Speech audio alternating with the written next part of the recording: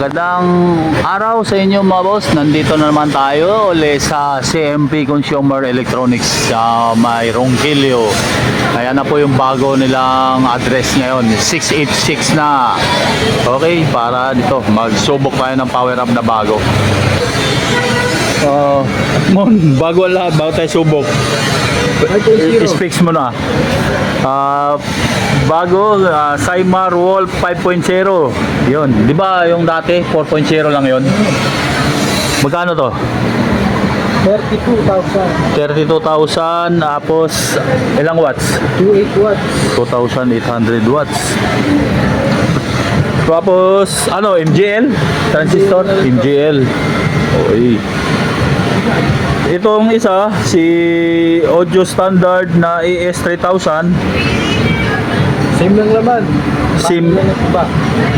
Panel lang nagkaiba. Same lang na laman. Same lang din yung watts. 2.8 din ito. Okay. Price? 32,000. Ilang box supply nito? 175. 175 ang box supply. Ito? 175 box supply din. Parehong MGL ang transistor. Okay.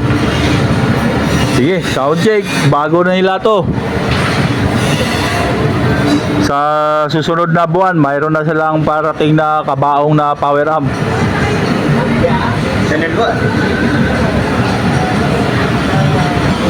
Anong dadalhin nito? Sub? Ayan. Volume. Nakarekta tayo. Okay. Yan. Baba natin isa. Ito muna. Yan. Tumutunog. Pareho. O, sabay na natin.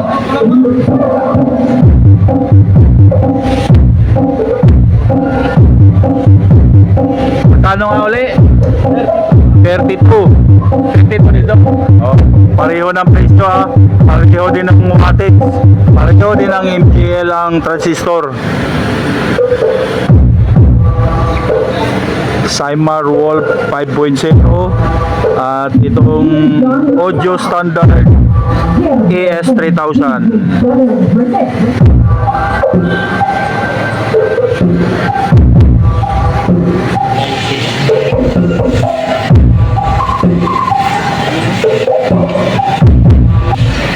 Isa naman, dong, palipat mo dong, XLR dong sa ilalim. Dito tayo sa AS3000.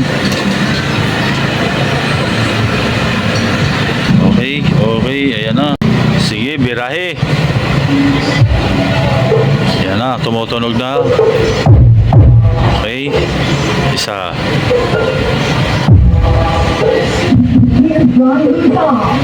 Naka-low kasi yung speaker mga boss. Kaya ganyan po yung tunog. You know, 2,000 watts yung naka-load dyan. 18.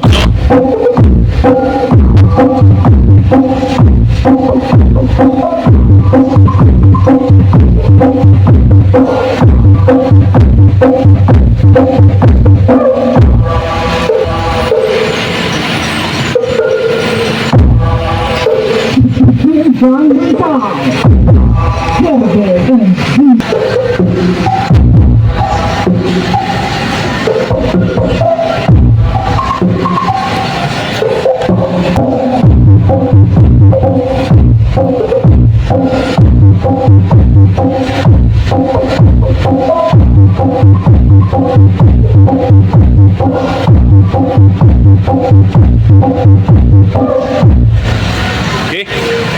Thank you. Yan na, available yan sa CMP Consumer Electronics sa Raon, Quiapo, Manila.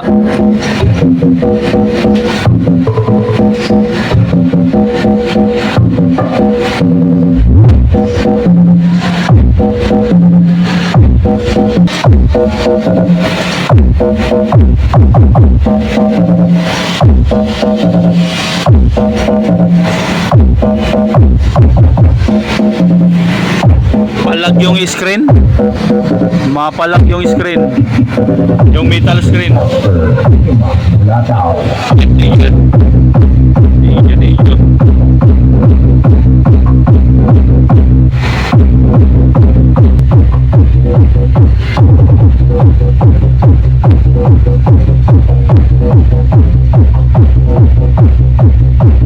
Digimon. Ganyan. Okay.